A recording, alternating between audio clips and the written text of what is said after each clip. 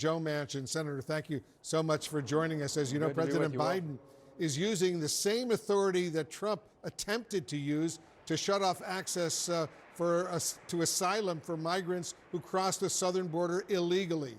Do you believe this is the right move for President Biden? Absolutely. I've been encouraging this since last October. The border is the most serious crisis that we face, as far as I'm concerned, right now. We have people coming in to our country that haven't been vetted. We don't know what their purpose is. And we know that there's a lot of illicit trade that's coming also. So this is something that had to be done. It should have been done sooner, but I'm happy it's done now. I support the president for doing this. And if all those who have disagreements, whether it's not enough or too much, then you should sit down in earnest and try to work through it. That's the problem with Washington. Nobody wants to work to find a common answer to a very common problem. The Trump campaign and the Republican National Committee are slamming the new executive action, saying the action taken today won't fix anything. Do they have a point? Is this more about scoring political points than actually addressing the situation at the border? Well, it absolutely addresses it. Basically, it stops all illegal entries in between the ports of entry.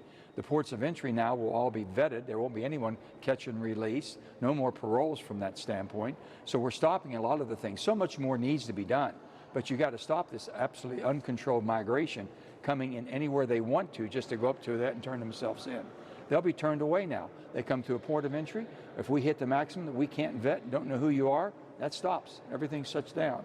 So I think it absolutely does help us get control of this border to an extent that at least we know who's coming and what the purpose is and if they have any criminal record behind them. We haven't known that before. This is long overdue, and I'm glad it happened. In March, Senator, I asked you what it would take for you to endorse President Biden. Let me play that brief exchange we had. Listen to this. What does President Biden need to do to publicly and formally win your endorsement? Well, we have an energy security, okay? We have to get the border secured. The greatest threat we face right now, I've encouraged the president to do basically a national emergency. You have to have legal immigration, but you cannot allow illegal immigration taking over your border. He has to step forward on that, and strongly. So is this the kind of strong action on the border that you said President Biden needed to do when we spoke back in March? Are you now ready, Senator, to make that endorsement? Let's just say that it helps tremendously, but we still have energy security. I'm fighting that every day to make sure that we have the energy in this country to be able to run our economy, defend ourselves, and help our allies. Also, more things that we can go into, but the greatest concern I'm having now is the debt of the nation, $34.66 trillion, and no one's doing anything about this, and it's going to cause great havoc. We have, for the first time, it looks as if we will spend more on the interest on our debt than what it takes to defend our country. That cannot be sustained. So, Senator, we're moving in the right direction. What else will it take for you to endorse President Biden? Well, we're moving in the right direction. Let me just say this. This is a big step in the right direction. Let's just make sure that we have more of it. On Trump's criminal conviction, your friend and colleague, Republican Senator Susan Collins of Maine, said this about the verdict, and I'm quoting her now. Okay. The district attorney who campaigned on a promise to prosecute Donald Trump brought these charges precisely because of who the defendant was, rather than because of any specified criminal conduct. Senator, do you agree with her that Trump was prosecuted because of who he is? Well, I guess you could say that Hunter Biden has been prosecuted because of who he is. I hear so much of this. My main concern is the rule of law. It makes us different than anywhere else in the world. People have different venues for correction.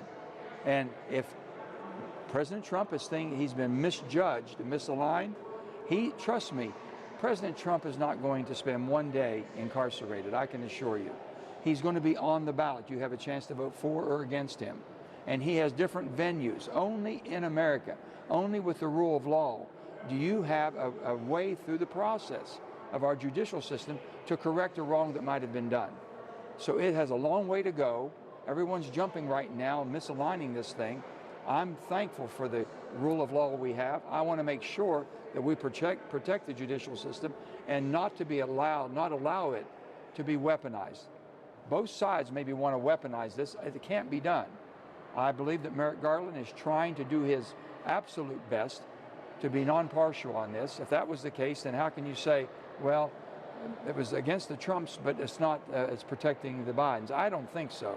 I think on either side they can basically think because of who they are and their last names is why they might have been brought to this situation that they're in right today. Senator, as you know, President Biden slammed Donald Trump as a, quote, convicted felon over at a fundraiser, telling donors his predecessor snapped, his word, snapped, after losing the 2020 election.